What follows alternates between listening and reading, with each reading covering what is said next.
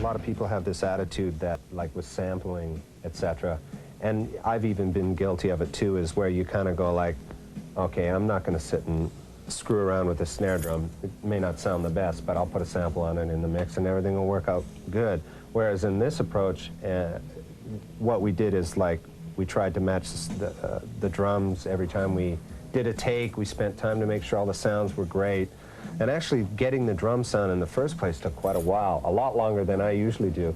But the results have been great. Like the other night I took home a tape and it was like there was no echo, no samples or anything, and it was a great drum sound. And that's the kind of stuff that, like, the approach to this album has been different for me too. Hey, he's helped a lot with sounds as far as getting a overall kind of powerful sound.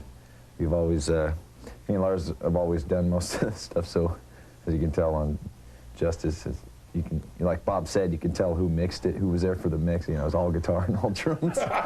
So we're going to try and get the other two guys in here this time. Was I reading where you, there was parts of the studio that you had reconstructed, or you? Yeah, well, see over there, if you can see over there, that's James's guitar booth over there, and that's not up when we were doing the drums, but all along the walls up here, we brought in all these big, great sheets of plywood and stuff like that to really try and like liven up the room. We took down all the stuff that was hanging up in the ceiling, these kind of foamy things. Oh, yeah?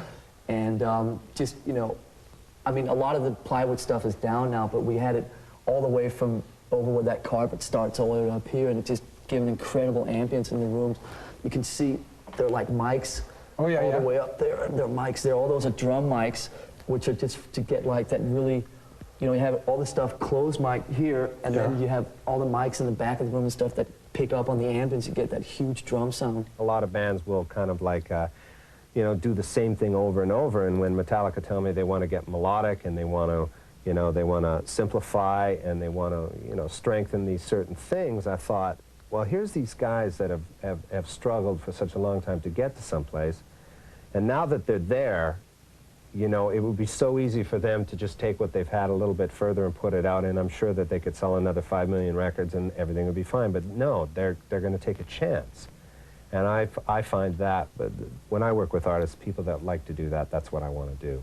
You know, the bottom line is that I think if you sit there and, you know, obviously we've had a lot of very positive, you know, critical acclaim, you know, and stuff like that, and a lot of people obviously always watching us, but I think we have this ability to shut that out when we sit down and write and stuff like that. And we never really, I don't know, for some reason we just were able to not worry about the fact that everybody's like looking at us because, you know, and just sort of, now we want to do this and we don't really worry about, well, what's so-and-so going to think, and, you know, this group of people, you know, and that group. I mean, I think once you start worrying about all that stuff, then you're just going to start, you know, running around in circles, and it's like a never-ending thing where you just always, if you're always trying to please somebody, I mean, we just please ourselves, and that's worked so far for the last 10 years.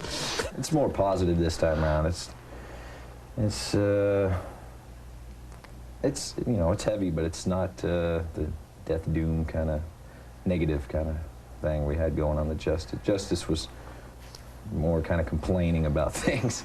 I think this one's kind of accenting the good stuff, mainly about America, how, you know, life is here.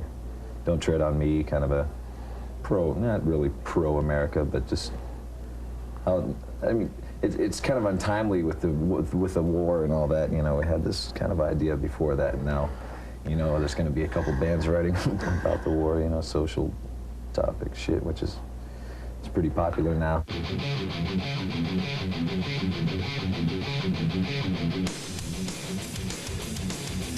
aggressive kind of music. I mean, it's not depressing or violent or anything. It's just a feel. It's very exhilarating. Great, everyone. Come to it. Metallica! I think it was thrashier before. Now it's more melodic, and maybe it's more accessible. But it doesn't matter because they're the best band anyway.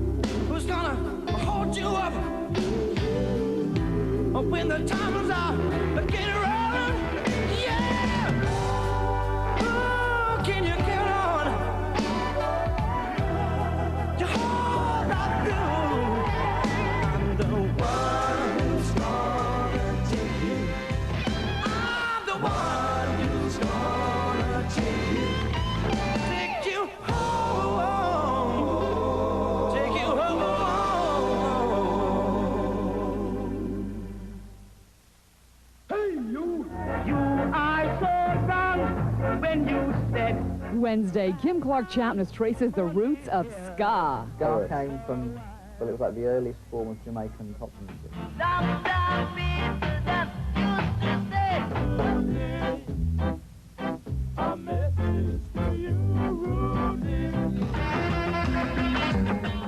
Ranking through the 60s, 70s, and 80s, ska, KCC, Wednesday on Much. Can we hear some stuff? How much money you got with you? Yeah. Well, we could chip in. I don't know. You got anything like up? Well, gee, there's Randy. We never rehearsed this. This is Randy Staub, He's from another Toronto. Canadian. Yeah. From Toronto. I'm Give us actually a like wave. outnumbered Give us a by wave. Canadians right now, 3-1. Metallica. All right. Did you want a Metallica t-shirt Metallica before the looks silk project? shirt, Metallica silk shirts. Yeah, it's mandatory studio wear. Phone Brockham. So, what is this track we're gonna kind of listen to if we can hear Gee, it? I don't know, what is it? What is it? It's a Sandman.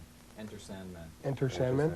From the mouth of Staub. No vocal on it yet. No? How heavy? I'll sing it for you. See how heavy it is? And of course, it's not mixed.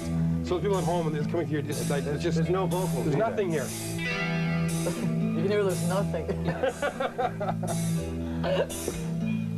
1, 2, 10.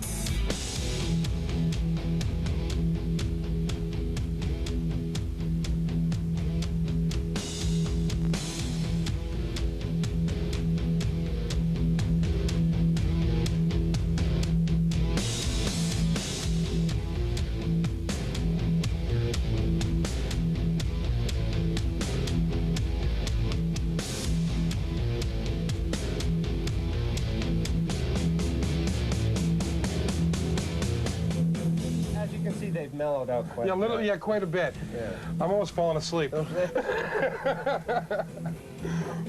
But no, I can see what you mean. They've all slowed it down a bit and let you stretch out a bit. Is this what we talked Well, about I mean, earlier? as you can hear, the drums just kind of, Your feet aren't moving as much on the bass. yeah, and the drums are just kind of more getting a kind of a groove thing going and not being so busy.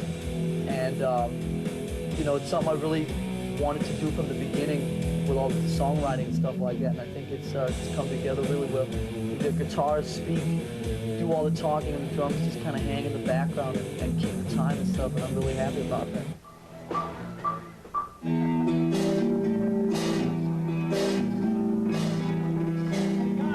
Making videos for me is not really something that I'm like really used to yet, and I don't really know how there's the good ones go and how the bad ones go, and how to monitor what goes on and with the end result and all that stuff. So it's like, it's still very much like a learning experience.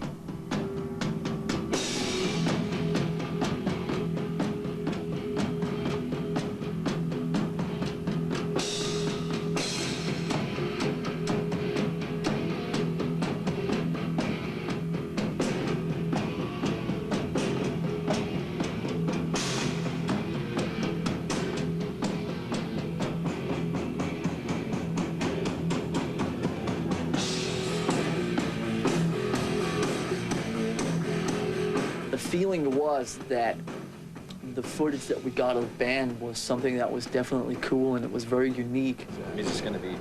Well, we can roam, but I want to concentrate on this, but we can roam around. You know, you want to play. Well, I mean, Hang on. I could just, you know, most of the shit, I'll just be doing this, you know. Do that.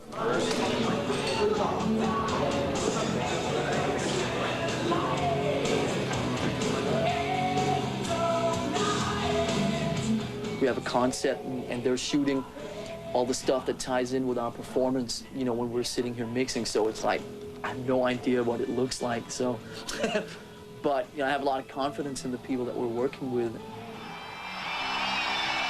The bottom line is that a year ago when we started writing these songs and had, you know, started getting like the visions for the record and stuff like that, you know, it turned out like I had expected times about 10.